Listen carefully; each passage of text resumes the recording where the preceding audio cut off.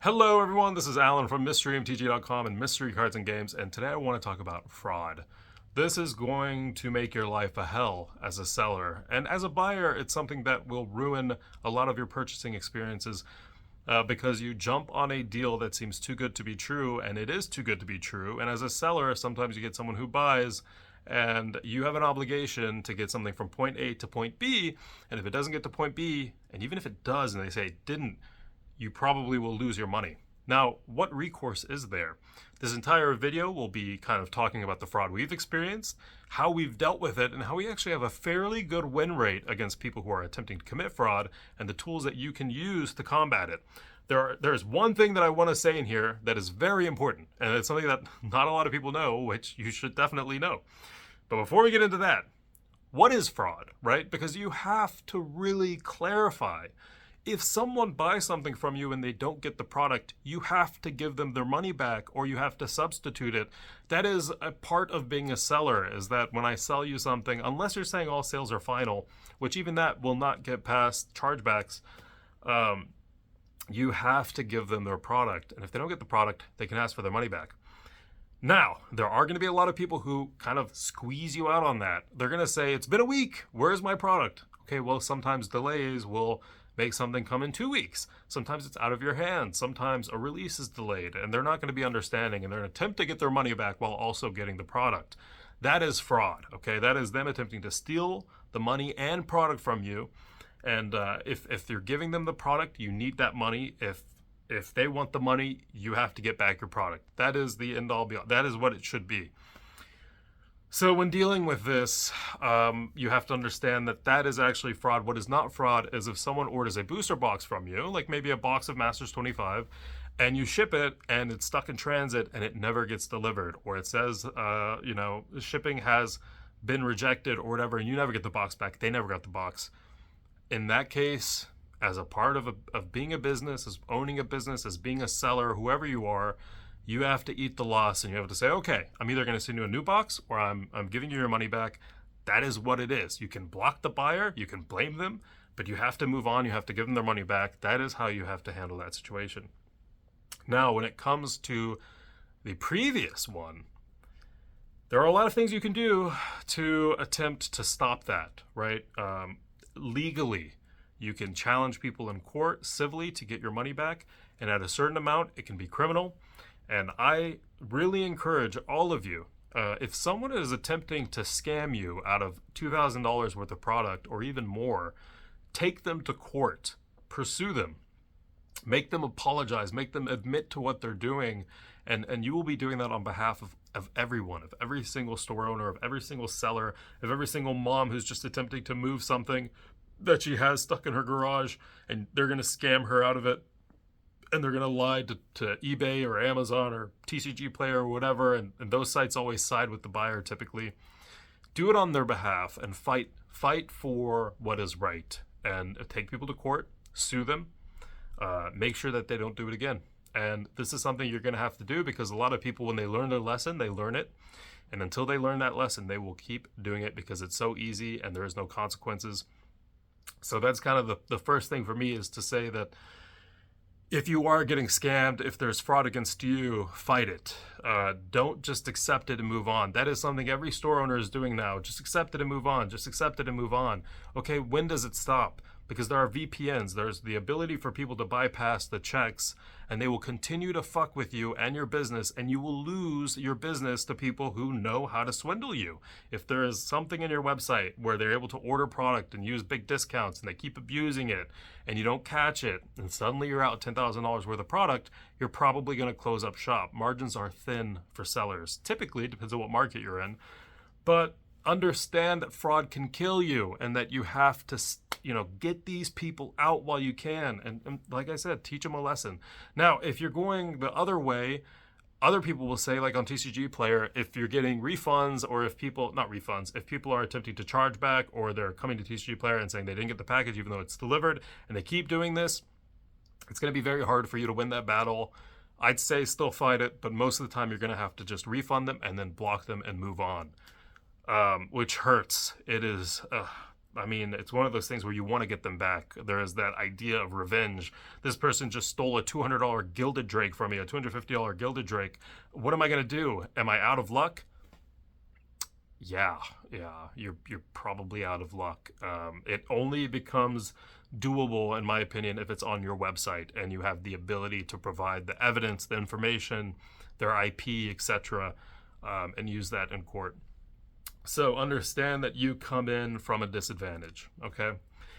Now, one important thing to note is the tools that you can use when fighting against fraud. One of the most important ones, and this is something that people don't really talk about, the ability to intercept your package. UPS and USPS give you an option to pay a fee, and you can actually stop the package before it arrives at the person's post office. And in fact, even if it gets to the post office, you can pay a $25 fee from UPS specifically. I know this is possible. USPS also has it on their website. I haven't done it through them yet. But UPS, you pay $25, they just return it back to you. And so you can just stop the shipment. So we have people, and this is what happens a lot, is they'll get the tracking number on the way, they'll do something or say something, and they will charge back. Or, and they'll say, I did that before I even got the product, so I didn't want this product. And, well, it arrived anyway, but I already didn't want it, so blah, blah, blah, and they're going to make a whole thing about it. Intercept that package, pay the $25 fee and get the product. I don't care if whatever you're selling to them was $40, then $25 is a lot of it. Get the product. Don't let them win against you because they're going to keep wanting to do it. So understand that there are tools that you can use. Another thing, Shopify. If you're selling on Shopify, sometimes it's better for you not to respond to a claim. What do I mean by that? I mean that Shopify will automatically respond for you. And surprisingly, don't ask me why this is the case. We have won. Anytime we let Shopify automatically respond, they win. They win like every time. And I don't know how. I don't know how they're doing it. I think they figured it out, like the template they provide the banks just give you favor and you win. So a lot of people, when they're attempting to respond to these claims, they're being very personal, they're being very emotional, and the banks are like, we have to give it to the buyer. When Shopify is doing it, they're being very factual. They're providing the shipping information, they're providing IP information, they're providing facts that, hey, this person is probably who this person is, and it's showing delivered. This is not something that they can just charge back for. They need to either go through the courier or they need to give more evidence or whatever. And a lot of times you will win if you use Shopify's automated response. If you file the response, you have to make sure you are not being emotional and that, like I said, you're presenting the facts and it makes sense. That is hard to do when you're angry and this person is attempting to scam you for $1,000. Ultimately, there are a lot of tools, so the two I just mentioned, and also reaching out to the person attempting to scam you, figuring out who they are, who they know, find mutual friends, find the LGS that they go to, and let the store owner know that this is happening. Do you have any instances with this guy? We have him scamming us right now, and he's attempted to scam us. He scammed us twice. We have evidence. I'm going to shoot you the evidence from one store owner to another. I want you to know that this guy's doing this. This happens a lot. Ruin their personal bubble because they don't think that what they're doing is ever going to get back to them. You might get angry about that. You might have scammed someone and said, well, that isn't, for privacy is important. Dude, you're scamming people and you're putting in your address while you're doing it. You're putting your real name while you're doing it. Now, if you want to be really smart, and some people do that, they use VPNs and they use fake addresses, and then you're going into like the felony territory where you're impersonating people, you're taking different other people's addresses and stealing the package from them because you ordered it to their address. You can do that if you want, and you might get a longer prison sentence, but for those who are just looking for civil repercussions, they're probably just using the real information and just attempting to lie about it. So I'm telling you, people don't understand that there's repercussions to this, but you have to fight against them or they will never understand that. Do you see what I'm saying? You are selling singles that you collected, that you paid for, that you put your hard-earned money into, and you're trying to sell them to recoup some of that, and someone is slapping you across the face and saying, this is mine, you're not getting anything for it. There are people who are easily taken advantage of that are, they might have mental disabilities, they might be slower, they might not fully understand the market, And when they get screwed, they just take it on the chin, and they don't think that they can do anything against it. When it's the package is on the way and they're getting scammed, they don't know that they can intercept the package. These are all real issues, and unfortunately, TCG Player tries, but they don't really do much. Amazon does literally nothing. Literally nothing. And actually, Amazon, I'm going to stop everything and just say this right now. When you're selling through Amazon, they throw everything into one basket. And if whoever orders from you gets something that's a scam and you know you didn't ship it out, it doesn't matter because it's your buyer and they got what they got from you, even though it's not what you shipped them. They throw everything into one, and someone else might have gotten the real product. That buyer got the fake one, and you're out of the money, even though you shipped the real product. That is a part of doing business for Amazon, and not really worth it if you're doing a small margin type business like you would be doing with Magic. TCG Player is very simple when it comes to fraud. You block the buyer and move on. Oh, well, Alan, what if it was a real issue? It doesn't matter, because as a seller, you need to stamp out anyone who's requesting refunds or doing chargebacks or whatever, and you just have to get rid of them. That is very important, very important. You do not want to have those people continuously doing that to you. And I know that there are some sellers like MTG Seattle that do not block people, and they continuously let them do it. I've heard that they've dealt with a lot of fraud and they continue to deal with it, but luckily with their volume, they still make money from it, so they don't deal with it. It's like, there's two sides to it. Where what if it is, so if we just don't handle it, we can eat the losses. That's up to you. That depends on your business model. As a seller, and that's what a lot of you are going to be, is people who trade and sell. You are going to be, you're going to be scammed the most often. People are going to trade you fake cards all the time, and if you aren't able to tell that it's a fake card, you are screwed. You just lost a real Blightsteel Colossus for a fake Terror of the Peaks foil, and you had no idea, except for 6 months later when you try to sell it and the store tells you it's fake. You have to take this more serious than anyone, because you are probably being scammed the most often. And if you don't understand that, look at your entire collection, bring it to me, and I'll let you know how many fake cards you have. We actually have a machine over there. It's a microscope. We get into the pixels. So not a single fake card can get past us. Now, I would put $1,000 on that claim. Not a single fake card would get past us. The amount of checks we do and the 120x that we use for the loop, it's just impossible. They can get past people who are just holding the card, feeling the card, doing every other test. If you're looking at the pixels, you will find the fake cards. If you're not looking at the pixels, you might miss it. So keep all of that into account. We're dealing with fraud. That's kind of the whole reason for this video, and I handled it. I handled it in one day, canceled it, intercepted the package, got a police report made about the person scamming. They got very angry. Only after we were able to intercept the package and we got a police report made did they even respond to us. And they're saying, we're going to make a bunch of posts, and a bunch of negative posts about you. I'm going to be commenting everywhere. This store sucks. This store is scamming me. While he's the one attempting to scam us. You can't bow down to these people, because they're going to attempt to slander your business. Sue them for defamation. Sue them. Do not let these people, and don't just think it's a forum post that doesn't matter. When it comes to fraud, and I've said this a lot of times, I made a post about it, pursue it to the end. Make them beg. And only then will you be able to start treating what is hurting your business. When you can get those people who are a fraud, scamming multiple businesses, and you can actually kind of get them in trouble for it, and not just get them in trouble, but you want to make it so bad that they never do it again, you have to start joining these groups and looking for those posts. You have to start collecting evidence against these people and making sure that even for small minor things that you're going against them, and you're creating a case against these people, and that if they scam another store, you can kind of join forces and go after this guy. So we're dealing with that. We got him pretty quick. We handled it fairly quickly, made sure we got the product, we got the funds. I don't know what he's going to do. He can, attempt to get the funds back, and we will give him the funds back as long as the investigation finishes. Police are already on it. Shopify already has information about it. We do everything we can to beat these people down when they're attempting to scam us for thousands of dollars. You have to remember that there's a felony amount here too, right? So if they're, especially with how they're doing this, if you're using a fake identity, if you're doing stuff with wire fraud, there's so many different things that come to play here. So this is a very serious topic. It's a very serious topic. And I just want to make this video while it's fresh on my brain. And I know I'm pretty tired. We're probably jumping through a lot of different topics here. But seriously, take this for what it is, which is it is an inherent part to doing business, but that doesn't mean it's something that you just need to let happen. Doesn't mean that you have to let people slap you around and say, well, this store can't do anything. No, it shouldn't be something that you just price into your budget and you say, we expect this much in chargebacks. Okay, we'll budget that.